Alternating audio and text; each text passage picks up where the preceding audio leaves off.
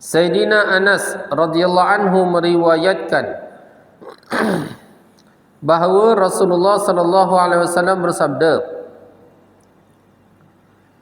barang siapa keluar untuk menuntut ilmu, barang siapa yang keluar untuk menuntut ilmu, sesungguhnya dia berada di jalan Allah Subhanahu wa taala sehinggalah ia kembali.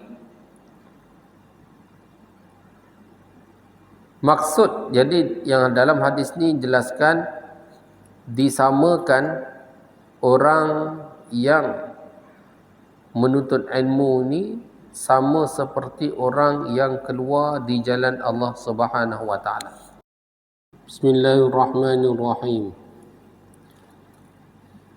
Alhamdulillahi rabbil alamin. Wa bihi nasta'in ala umuri dunya waddin.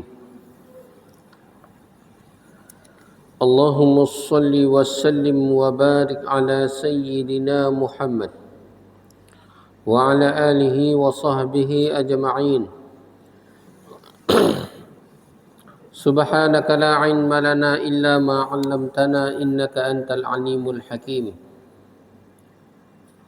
Rabbi shrah li sadri wa yassir li amri wahlul 'uqdatam min lisani yafqahu qawli. Rabbi yassir wa la tu'assir wa tammim bil khair ya Fattah ya Alim wa bika nasta'in. Rabbi zidni ilma warzuqni fahma, amma ba'd. Allahumma ja'alna minal ladzina yastami'una al-qawla fayattabi'una ahsanah. Ulaika alladzina hadahumullah wa ulaika hum ulul albab. Jadi alhamdulillah kepada muslimin dan muslimat yang dirahmati oleh Allah Subhanahu wa taala. Marilah kita bersama-sama kita merafakkan syukur kepada Allah di atas segala nikmat-Nya.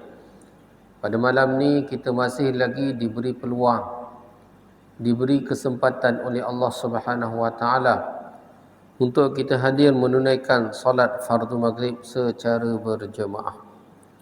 Seterusnya kita dapat meluangkan masa lagi untuk beriktikaf, untuk mendengar kuliah pada malam ini. Masya Allah. Jadi perlunya kita memperbagaikan niat-niat. Innamal a'malu binniyat. Amalan itu dinilai mengikut niatnya. Maka bila kita datang ke masjid, niat kita bukan semata-mata untuk datang salat berjemaah. Bahkan kita memperbagaikan niat supaya ganjaran tu, ajar ataupun sawab itu akan diberi lebih banyak. Niat untuk menuntut ilmu, niat untuk beriktikaf, niat untuk menghubungkan silaturahim, niat untuk berinfak, bersedekah, niat untuk jumpa saudara Islam kita. Masya Allah. Niat untuk buat amalan-amalan solat-solat sunat. Masya Allah. Maka memperbanyakkan niat ini akan memperbanyakkan pahala ganjaran dalam amalan tersebut. Dan pada malam ini kita masih lagi membicarakan dalam Kitabul Ilm, kitab tentang ilmu, iaitu hadis yang ke-220, 221, 222 yang berkaitan dengan kelebihan ilmu. Saya bacakan hadis ni. Wa bihi qala wa an Anas radhiyallahu anhu qala qala Rasulullah sallallahu alaihi wasallam man kharaja fi talabil ilmi fahuwa fi sabilillah hatta yarji'a. Man kharaja fi talabil ilmi fahuwa fi sabilillah hatta yarji'a. Rawahu Tirmizi wa Darimi. Sayyidina Anas radhiyallahu anhu meriwayatkan bahawa Rasulullah sallallahu alaihi wasallam bersabda, barang siapa keluar untuk menuntut ilmu, barang siapa yang keluar untuk menuntut ilmu, sesungguhnya dia berada di jalan Allah Subhanahu wa taala sehinggalah ia kembali. Maksud, jadi yang dalam hadis ni jelaskan disamakan orang yang menuntut ilmu ni sama seperti orang yang keluar di jalan Allah Subhanahu wa taala. Daripada hadis ini, maka jumhur ulama, termasuklah ulama-ulama di dalam mazhab Syafi'i kita, dan juga majoriti ulama telah memfatwakan orang yang keluar menuntut ilmu ni disamakan seperti keluar di jalan Allah, maka ia layak untuk menerima zakat. Dia layak untuk terima zakat. Sebab kalaulah kita tengok 8 asnaf zakat itu, innamas sadaqatu lil fuqara wal masakin wal muallafati qulubuhum wa fir riqab wa fi sabilillahi wa binis sabil wal amilina 'alaiha wal muallafati qulubuhum wa fir riqab wal gharimin wal amilina 'alaiha. Jadi disebut tu 8 asnaf itu.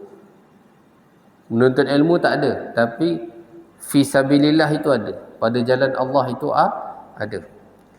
Kerana mereka yang berada pada jalan Allah ni ialah mereka-mereka yang telah keluar daripada rumahnya, meninggalkan kampung halaman, meninggalkan tempat tinggal untuk berjuang.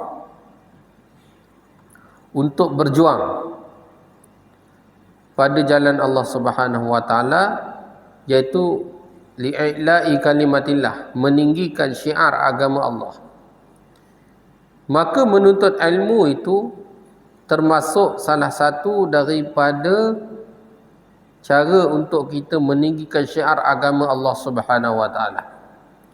Apabila tidak ada orang yang berilmu, maka manusia tidak akan dapat mengenal yang mana yang halal dan yang mana yang haram.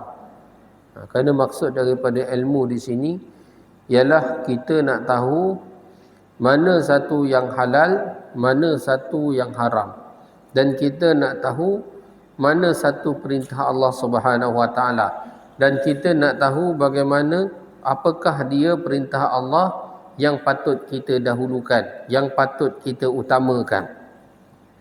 Maka kelebihannya orang yang menuntut ilmu ini, dia seumpama orang yang keluar di jalan Allah. Di dalam hadis yang lain dijelaskan, siapa yang keluar daripada rumahnya, man salaka tariqa yaltamisu fihi ilman sahalallahu lahu bihi tariqan ilal jannah. Barang siapa yang keluar daripada rumahnya untuk menuntut ilmu, maka sesungguhnya dia berada pada jalan Allah, sehinggalah sahalallahu lahu bihi tariqan ilal jannah. Siapa yang menempuh satu jalan untuk menuntut ilmu, maka Allah Ta'ala akan memudahkan baginya jalan menuju ke syurga Allah Subhanahu wa Ta'ala. Jadi tuan-tuan yang dirahmati oleh Allah Subhanahu wa Ta'ala, maksud daripada ilmu ni kita nak tahu perintah Allah, larangan Allah. Dan dalam perintah Allah SWT itu pula ada perintah Allah yang mana patut kita utamakan. Ini perlu faham. Muqtada hal. Dalam ilmu ni dia ada muqtada hal. Muqtada hal ni maksud dia sesuatu yang dituntut pada satu-satu masa. Muqtada hal. Kehendak semasa. Kehendak semasa tu apa? Kalaulah kita lihat pada zaman sekarang ni, Muqtada hal, kehendak semasa ni apa dia? Bila kita melihatkan ramainya orang yang umat Islam, menurut satu kajian mengatakan hampir 80% umat Islam tidak menunaikan solat. Maka tuntutannya sekarang ni kita perlu mengembeling tenaga, berganding bahu untuk bersama-sama melibatkan diri kita di dalam apa tuan-tuan? Di dalam mendakwahkan, mengkempenkan umat Islam untuk menunaikan solat. Apabila ada satu kajian mengatakan 80% daripada kalangan pelajar-pelajar sekolah menengah tidak kenal buta huruf Al-Quran, makanya tuntutan semasa ni kita kena buka pengajian-pengajian, pusat-pusat pengajian Al-Quran, tahfiz dan sebagainya, supaya nak menutup kekurangan yang ada dalam masyarakat ni. Itu kehendak agama. Apabila satu-satu tempat itu, tuan-tuan yang dirahmati oleh Allah Subhanahu Wa Taala, ramai orang susah, ramai orang miskin, maka tuntutan dia orang yang memerlukan. Tuntutannya kita perlu mengembeling tenaga kepada umat supaya banyakkan berinfak, bersedekah dan membantu pada tempat-tempat ataupun orang-orang yang memerlukan. Ini tuntutan dia. Dan banyak tuntutan ni dia ada tuntutan yang lebih dituntut ataupun yang kurang dituntut. Begitulah juga di zaman Rasulullah sallallahu alaihi wasallam, ialah dakwah zaman mengembangkan Islam, mengembangkan agama. Maka tuntutan pada masa itu umat Islam membantu Rasulullah sallallahu alaihi wasallam dalam berjihad dan menyebarkan Islam. Tuntutan pada masa itu. Jadi bila kita memperjuangkan Islam ni termasuk di dalam fi sabilillah. Barang siapa yang keluar untuk menuntut ilmu, maka ia berada pada jalan Allah sehinggalah dia kembali. Maksud sehingga dia kembali ni, sehinggalah dia pulang kembali ke rumahnya. Jadi menuntut ilmu ni termasuk di dalam orang yang keluar di jalan Allah Subhanahu Wa Taala. Jadi ilmu ini dia ada dua jenis ilmu. Yang pertama ilmu tentang halal haram. Kan, masalah-masalah di dalam agama kita panggil hukum ilmu masail. Ilmu ini kita perlu tanya kepada ulama, alim ulama, orang-orang yang berilmu. Kan, pada alim ulama. Tentang sah batal solat, rukun, syarat. Ni nak dekat puasa ni kena tahulah perkara-perkara yang boleh membatalkan puasa. Banyak perkara kadang-kadang kita tak sedar tapi membatalkan puasa ataupun membatalkan pahala puasa. Apa pengertian puasa yang kita tahu, yang kita faham? Pengertian puasa tu apa dia? Setengah orang faham puasa ni sekadar tak makan lah, daripada subuh sampai ke maghrib. Sebenarnya yang dimaksudkan dengan puasa ni, tuntutan dia adalah puasa keseluruhannya. Puasa daripada dosa dan maksiat, puasa daripada mengumpat, daripada menfitnah, daripada menyakiti orang Islam. Puasa, semua kena puasa belaka. Kan? Kalau satu orang berpuasa tapi masih lagi mengumpat, menfitnah dan sebagainya, maksud dia apa? Puasa dia tu hanyalah menahan lapar dan dahaga. Dari segi fiqah, puasa dia tu tak batal, tapi ia membatalkan pahala ganjaran berpuasa tu. Apabila puasa, buat dosa dan maksiat.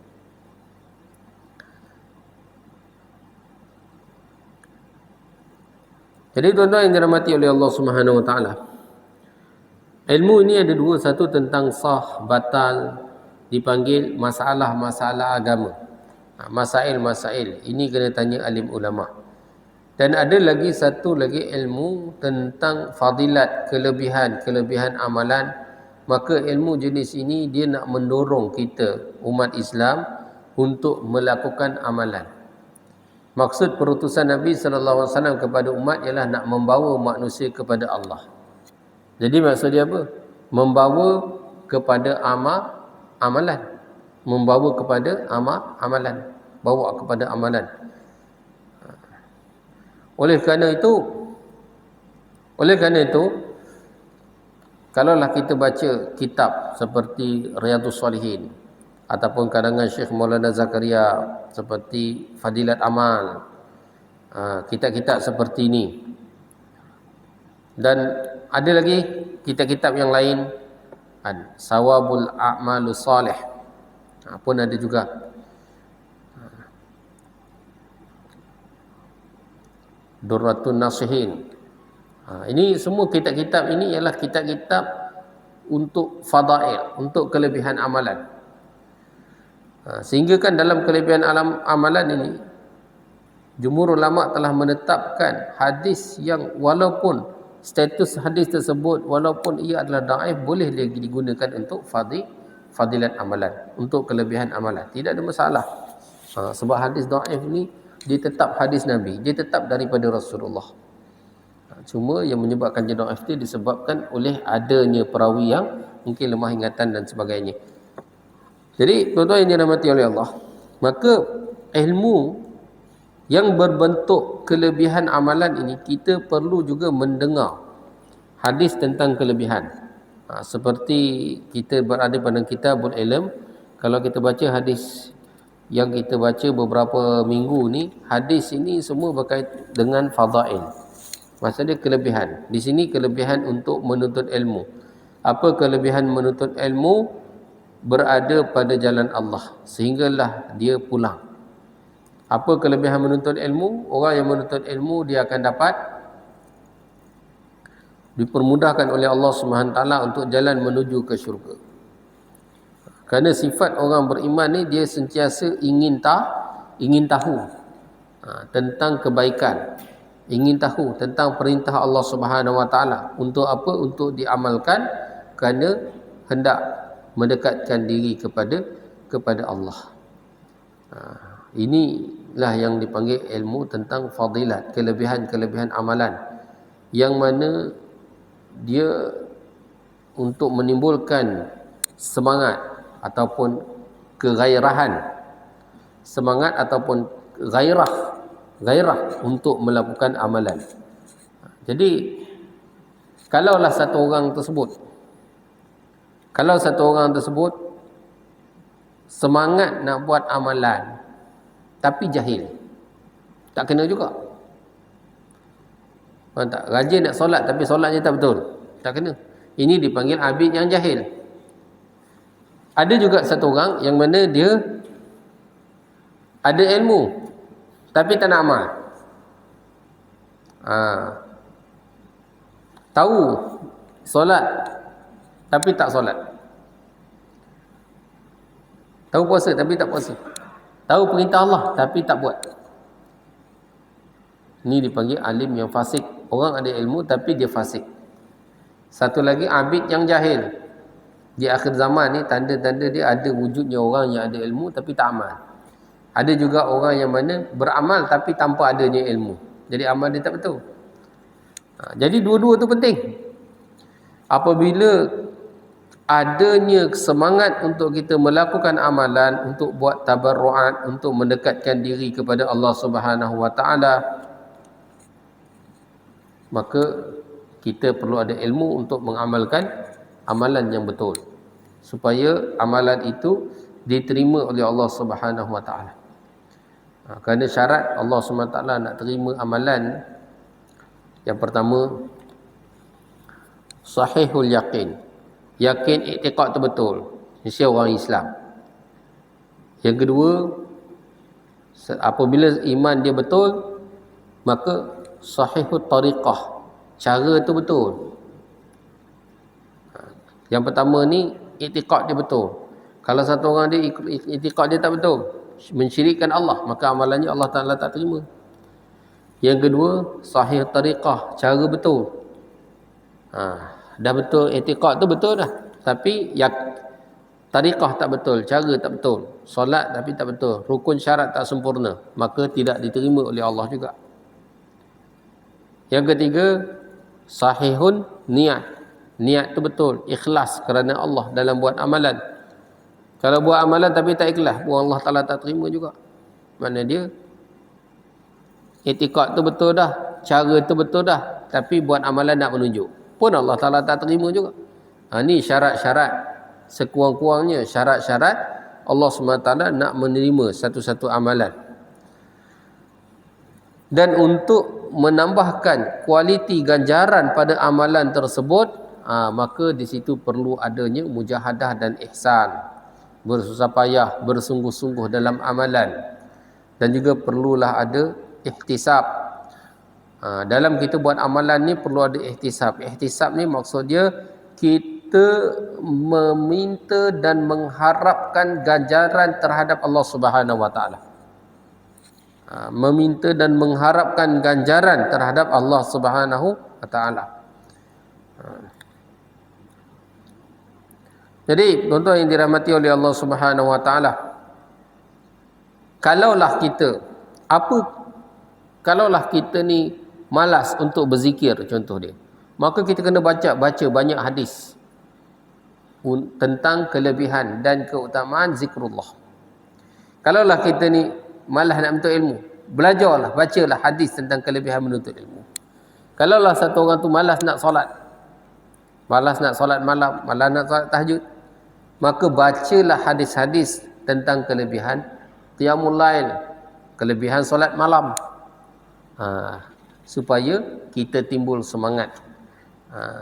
Sebab manusia ni, Allah SWT ciptakan manusia ni, sifat manusia ni dia suka kepada ganjaran, nakkan kepada ganjaran. Sebagai contoh, satu orang kalau dipanggil untuk interview kerja, kalau majikan ni dia nak tanya macam mana prestasi orang ni, pengalaman orang ni, qualified ada ataupun tidak, tu majikan.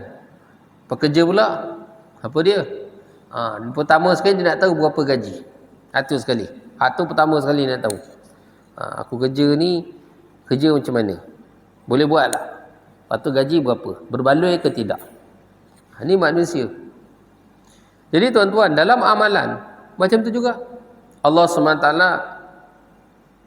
melalui lidah Nabi, baginda Nabi SAW, memberitahu banyak amalan dan banyak sangat kelebihan. Contohnya dalam Quran Allah sebut sifat orang-orang yang beriman ni macam mana. Orang-orang yang dekatkan diri kepada Allah, tatajafa junubuhum anil madaji'i yad'una rabbahum. Ni amalan. Mereka tatajafa junubuhum anil madaji'. Mereka menjauhkan lambung mereka daripada tempat tidur mereka. Yad'una rabbahum, menyembah Tuhan mereka, meminta kepada Allah. Khaufa wa tama'a, dalam keadaan takut dan harap, dengan penuh pengharapan kepada Allah. Dan amalan mereka yang lain, wa mimma razaqnahum yunfiqun, sebahagian daripada rezeki mereka telah infakkan. Maka apa kelebihannya? Fala ta'lamu nafsum ma ukhfiya lahum min qurrati a'yun jazaa'an bima kanu ya'malun. Fala ta'lamu nafsum ma ukhfiya lahum. Tidak ada satu jiwa pun mereka tak tahu. Fala ta'lamu nafsum ma ukhfiya lahum min qurrati a'yun. Ganjaran yang disembunyikan untuk mereka daripada ganjaran qurrati a'yun, yang akan menyejukkan mata pandangan mereka. Ganjaran tu siapa yang beri? Yang menciptakan langit dan bumi yang memberi, iaitu Allah Subhanahu Wa Taala.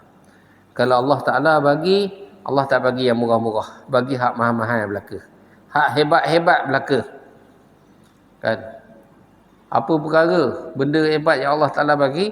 Satu orang yang hidupnya paling sengsara dekat dunia ini dicelupkan dalam syurga Allah selama beberapa saat sahaja. Kenikmatan yang dilihat di dalam syurga selama beberapa saat itu telah melupakan seluruh kesengsaraan semasa hidup di dunia. Ini qurrati a'yun yang Allah Ta'ala nak beri. Kelebihan Allah Ta'ala nak beri. Kan? A'dadtu, aku menyediakan untuk hamba-hambaku ma la ainu ra'at wala uzunun sami'at wala qatara ala qalbin bashar. Telinga tak pernah dengar, mata tak pernah lihat, hati tak pernah terlintas. Itu Allah Ta'ala nak bagi. Maka kelebihan-kelebihan ini akan menimbulkan semangat, kegairahan untuk kita melakukan amalan. Bila dah timbul semangat untuk melakukan amalan, maka perlu pula kita mempelajari ilmu tentang amalan yang kita nak amalkan tersebut. Nak berpuasa kena tahu apa dia hukum-hukum tentang berkaitan berpuasa. Nak solat kena tahu solat dengan cara yang betul, rukun dan syaratnya, dan berbagai-bagai lagi amalan yang mana semuanya kita perlu menuntut ilmu.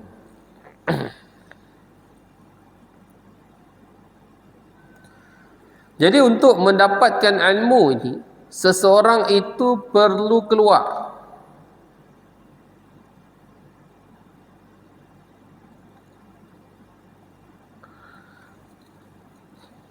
Ada orang yang mana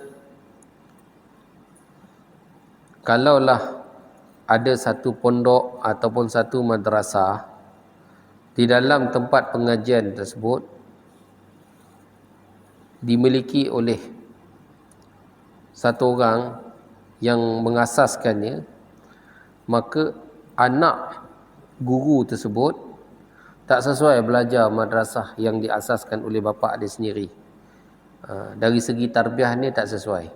Dia kena duduk tempat lain, pergi belajar tempat lain. Sebab apa? Nanti dia rasa selesa. Kejap-kejap nak balik rumah, apa semua dia rasa selesa. Jadi pergi tempat lain belajar. Jadi kena keluar. Sebab zaman kita ni, anak-anak ni kadang-kadang ni dia manja sikit. Dia manja sikit. Dan bila kita letak anak kita di sekolah tahfiz, di madrasah ataupun sekolah tempat pengajian agama, duduk di asrama, kita letak tu, kita serah kepada Allah. Ada setengah orang ni dia risau sangat dekat anak dia.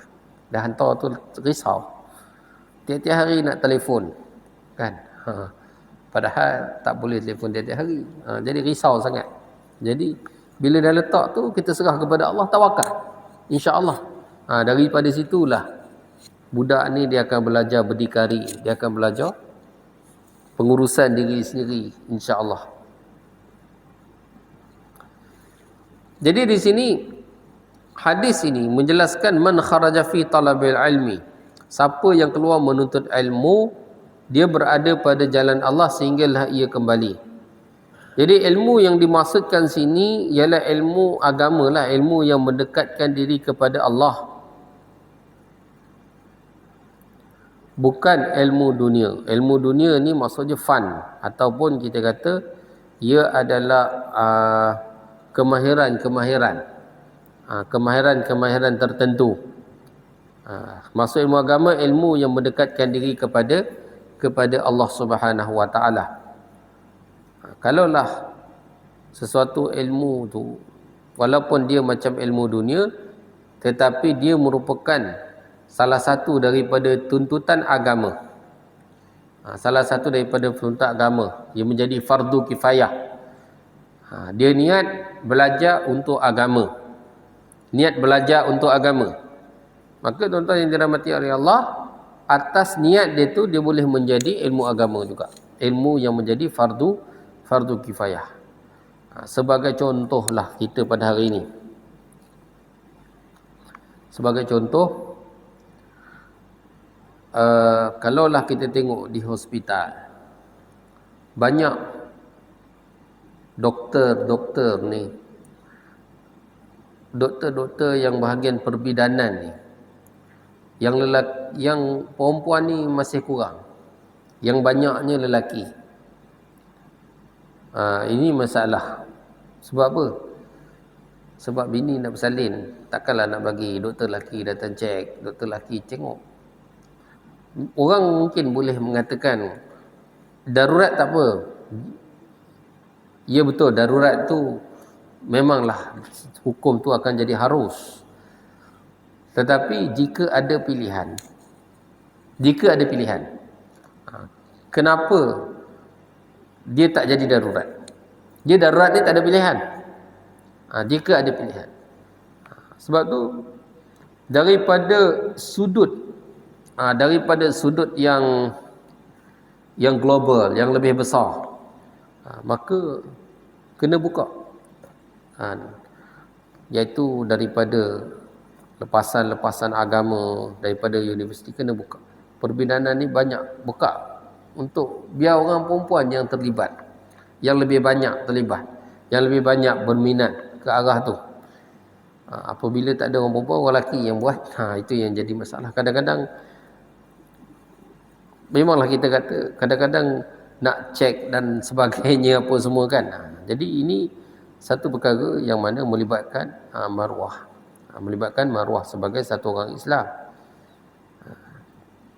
Maka jika satu orang perempuan dia belajar ilmu perbidanan tersebut dengan niat nak menunaikan fardu kifayah yang tak cukup, yang di dalam kalangan masyarakat, maka insya-Allah, walaupun nampak macam belajar ilmu dunia, tapi atas dasar fardu kifayah, tuntutan semasa pada masa tersebut, atas niat dia itu kerana agama Allah kan, maka insya-Allah dia termasuk dalam kalangan orang yang fi sabilillah, nak menegakkan hukum-hukum Allah Subhanahu wa taala. Kan? Nak menegakkan hukum-hukum Allah Subhanahu wa taala. Sebab di dalam Islam, wanita dia perlu menjaga aurat dia. Perlu menjaga aurat lah. Apatah lagi aurat kabir. Aurat ni jadi dua jenis. Satu aurat yang kabir, satu lagi aurat yang saghir. Aurat yang saghir ni aurat yang biasa. Macam rambut, tangan, kaki, itu aurat yang biasa. Aurat kabir ni maksud dia kemaluan tu. Itu aurat besar. Kan? Aurat besar. Kalau ada pilihan, kenapa tidak mahu berusaha ke arah yang lebih baik? Kan?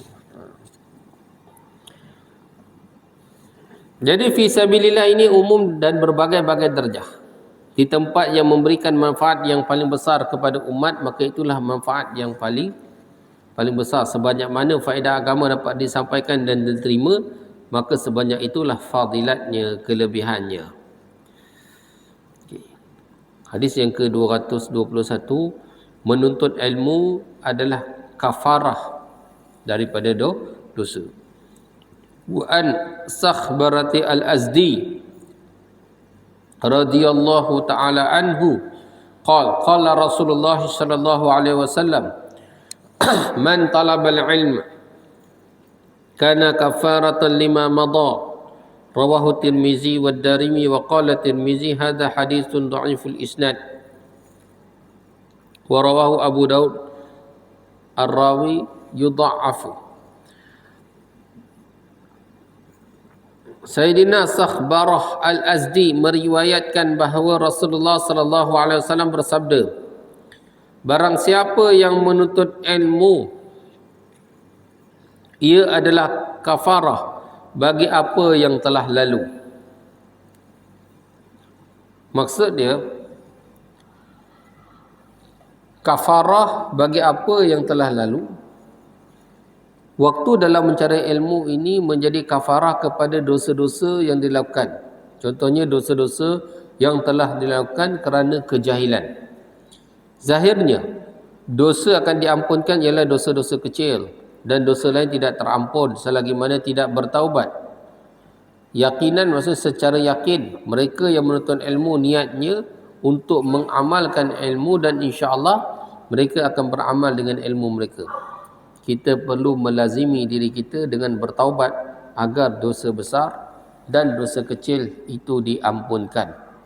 Melazimi diri dengan bertaubat iaitu sentiasa beristighfar, memohon keampunan kepada Allah Subhanahu wa taala. Jadi tuan-tuan yang dirahmati oleh Allah Subhanahu Wa Taala, mungkin juga maksud kafarah ini bagi apa yang telah lalu, iaitu bagi apa kejahilan, kesilapan dalam amalan disebabkan kejahilan yang telah lalu. Sebagai contoh, di dalam amalan kita, tuan-tuan, dalam amalan kita, dalam amalan Islam ini, jika seseorang itu melakukan sesuatu amalan disebabkan tak tahu, ataupun jahil, tak tahu ataupun jahil, maka ia dimaafkan. Dimaafkan. Sebab tu dalam masalah agama ni kena banyak tanya orang yang tahu. Contohnya masalah solat. Satu orang dia solat, daripada rakaat kedua dia bangun, dia tertinggal tahiyat awal. Bangun tinggal tahiyat awal. Dah berdiri, lepas tu dia duduk balik. Hukum dia batal solat kalau buat macam tu. Sebab apa? Kalau dah berdiri, kena terus berdiri lah. Sebab dia dah masuk pada rukun yang seterusnya, rakaat ketiga. Tak boleh duduk. Kalau dibenarkan duduk pun, dia baru nak bangun sikit, tak sampai hal keadaan rukuk tu, tak sampai separuh, tu boleh duduk. Tapi kalau dah lebih, kena berdiri terus. Tak boleh duduk. Kalau duduk, dalam keadaan dia tahu dan sengaja, maka batal sembahyang dia. Tapi jika sekiranya satu orang tersebut dia buat dalam keadaan dia jahil, dan juga bukan sahaja jahil, dan amalan dia buat juga kerana dia belum sempat ataupun berjumpa ataupun bertanya kepada ulama adakah perkara itu boleh, maka ia dimaafkan. Maka dia perlu tanya pada orang yang tahu. Dah bangun berdiri, kena duduk, tak boleh duduk lah. Yang bangun berdiri boleh duduk balik ni kalau rakaat keempat. Dia dah duduk tahiyat akhir, rakaat keempat tu, lepas tu tertambah masuk rakaat kelima. Maka kalaulah dia dah sedar, maka wajib dia kena duduk balik. Sebab di dalam solat ni rakaat kelima ni tak wujud, maka kena duduk balik. Rakaat kelima tak wujud dalam solat, maka memang wajib kena duduk balik. Dia berlainan dengan yang rakaat kedua. Dia bangun rakaat ketiga. Kenapa? Tahiyat awal tu sunat, sedangkan qiyam pada rakaat ketiga tu hukum dia rukun. Bila dah buat rukun, dia tak boleh kembali kepada yang sunat. Tetapi yang dikatakan batal solat tersebut jika dibuat dengan sengaja dan dibuat dengan keadaan dia tahu perkara tersebut. Tapi kalau lah satu orang tu dia jahil, mungkin sebab dia baru masuk Islam, dia tak tahu. Dia tahu dah tertinggal rakaat tahiyat awal, dia ingat tahiyat awal tu wajib, maka dah berdiri tertinggal tahiyat awal, dia duduk balik. Maka untuk orang yang jahil itu dimaafkan. Tapi apabila dia telah mengetahuinya, dia tak boleh lagi buat seperti itu. Jadi yang dulu tu dimaafkan. Jadi sejauh mana diberi kemaafan kepada orang yang jahil ataupun orang yang tak tahu di dalam amalan ini. Jadi diberi kemaafan itu ialah sekadar-kadar masa ataupun sekadar-kadar waktu yang ia sempat untuk menuntut ilmu, sekadar-kadar masa dan waktu yang sempat untuk menuntut ilmu. Tapi jika sekiranya dia sudah memiliki masa untuk menuntut ilmu tapi ia tidak menuntut ilmu, maka ia juga dikira berdosa. Sebab tu kita perlu sering bertanya kepada orang yang ada ilmu tentang amalan-amalan kita supaya amalan kita betul. Jadi menuntut ilmu ni dia ada dua jenis. Satu, menadah kitab. Kalau duduk di madrasah, di pondok tu, dia akan menadah kitab, dia akan belajar semua sekali. Itu menuntut ilmu. Yang kedua, kita melazimi ulama. Kita melazimi ulama. Maknanya dia cari mana tok guru, ustaz. Jika kita ada kesempatan makan bersama, maka kita gunakan kesempatan tu untuk bertanya tentang masalah-masalah. Kan? Itu juga sebahagian daripada menuntut, termasuk di dalam menuntut ilmu yang mana ia menjadi kafaratul lima madha. Kafarah sebagai pengampunan bagi kesilapan yang dibuat pada masa dahulu. Dulu tak tahu, bila dah tahu, masya-Allah, saya tak tahu dulu. Bila saya tanya ustaz bagi jawapan, barulah tahu. Kan? Sebagai contoh, kalau satu orang dia menunaikan solat, ada setengah orang tu je solat je dah biasa solat laju kan, cepat sikit. Tiba-tiba bila jadi makmum solat berjemaah ni, imam tu dia sembahyang agak lambat. Memang dalam solat berjemaah, imam disunatkan untuk meraihkan semua makmum. Maksud meraihkan semua makmum, rukuk dan sujud tu lebih lama daripada biasa. Di dalam kitab Bahrul Mazi, Syekh Idris Al-Marbawi menjelaskan disunatkan bagi imam untuk membaca tasbih rukuk dan sujud sebanyak 5 kali, bukan 3 tapi 5 kali disunatkan untuk baca, supaya agak lama sedikit. Mungkin ada makmum yang terlewat sikit, supaya semua makmum dapat rukuk bersama-sama sekadar tamakninah. Barulah solat berjemaah tu cantik. Kalau imam dia rukuk sujud ni terlampau cepat, dia akan jadi banyaknya selisihnya. Jadi itu tidak bagus. Dalam solat berjemaah tu tak bagus. Dia mutabaah antara makmum dan imam ni, dia ada mutabaah kamil. Mutabaah kamil ni mutabaah yang terbaik. Mutabaah kamil ni, imam rukuk sempurna rukuk, barulah makmum sempurna rukuk, lepas tu ada kadar tamakninah. Itu mutabaah kamil. Imam bangun, makmum bangun. Dia ada satu lagi mutabaah naqisah, mutabaah yang tak sempurna sangat. Imam rukuk, makmum baru follow. Macam gerak sama-sama, cuma imam depan sikit.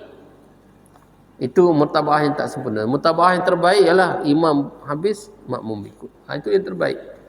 Begitu juga apabila imam berada dalam satu rukun, makmum pun, imam tak. Kalau imam tu laju, dia akan jadi banyak selisih. Imam rukuk, makmum baru rukuk, imam dah bangun dah. Itu pun tidak sempurna. Mana kata dia rukuk sama-sama, tapi imam gerak dulu, makmum ikut. Tidak sama-sama, sujud sama-sama. Itu dipanggil mutabaah yang paling baik, yang sempurna dalam solat. Kadang-kadang mungkin satu orang dia biasa solat dengan laju, imam agak lambat sedikit. Maka dalam keadaan dia tak sengaja, dia telah terbangun daripada sujud sebelum imam bangun. Macam mana dia perlu buat? Kalau orang tak mengaji ni, dia dah terbangun, tengok makmum kiri kanan duduk sujud lagi, imam duduk sujud lagi, tak bangun lagi. Dia bangun-bangun tengok imam duduk sujud lagi. Macam mana nak buat? Dia pun sujud balik semula. Kalau ikut hukumnya, dalam kitab fiqh mengatakan batal, sebab dia telah menambahkan rukun. Awak dah sujud dah tadi, dah sah dah. Dah ada tamakninah dah tu. Tapi bangun, awak bangun, lepas tu pergi sujud sekali lagi. Jadi tambahkan rukun pula. Sujud sekali jadi sujud 2 kali. Maka batal sembahyang dia. Jika dibuat. Batal tu jika dibuat dalam keadaan sengaja dan dia tahu. Kalau tak sengaja, jahil, mungkin dimaafkan. Tapi kalau sengaja tahu, batal sembahyang. Seperti itu. Jadi apa dia perlu buat? Sebab tu perlu menuntut ilmu. Apa perlu buat? Bila dah terbangun, tengok imam tak bangun. Apa perlu buat? Maka kita boleh tunggu imam. Tak perlu sujud kali kedua. Tak perlu. Tunggulah. Bila imam bangun, follow imam. Baru ke imam. Itu antara perkara-perkara yang mana dalam masalah-masalah ni kita perlu menuntut ilmu. Perlu tanya. Kan? Bila kita menuntut ilmu, barulah amalan kita jadi cantik. Barulah amalan kita jadi betul. Maka amalan yang cantik, amalan yang betul ni barulah diterima oleh Allah Subhanahu wa taala. Sebab hukum menuntut ilmu adalah wajib. Terutamanya ilmu yang kita amalkan hari-hari adalah wajib untuk kita menuntut ilmu. Jika tak ada kesempatan, maka kita tanya secara infiradi, secara apa? Secara infradi kepada alim ulama, orang-orang yang kita boleh rujuk tentang satu-satu masalah. Bukan buat pandai-pandai sendiri, kod suka-suka, agak-agak boleh kod. Dia tak ada kod-kod ni, kena pastikan betul-betul. Dalam amalan ni kena pastikan betul-betul, tidak ada kod-kod. Jadi insya-Allah semoga kita mengambil berat untuk kita sentiasa menambahkan ilmu, amalan kita. Pertama, menimbulkan semangat untuk kita buat amalan. Yang kedua, amalan itu perlu dibuat dengan betul. Supaya amalan kita itu menjadi amalan yang diterima oleh Allah Subhanahu wa taala. Ada riwayat hadis mengatakan satu orang dia solat selama 60 tahun tapi tidak ada satu pun solatnya diterima oleh Allah. Kenapa? Solat tak betul belaka. Cara solat tak betul belaka. Rukun dan syarat taharah tak betul belaka. Maka tidak diterima oleh Allah Subhanahu wa taala. Jadi sia-sia sahaja solat selama 60 tahun. Maka kita perlu menuntut dan mempelajari ilmu yang benar dan betul, insya-Allah. Jadi apa yang baik daripada Allah Subhanahu wa taala, apa yang kurang daripada kelemahan saya tutup malih tasbih kafarah. Subhanallah wa bihamdihi, subhanakallahumma wa bihamdika, asyhadu an la ilaha illa anta, astaghfiruka wa atubu ilaik. Subhana rabbika rabbil izzati amma yasifun. Wassalamun alal mursalin walhamdulillahi rabbil alamin.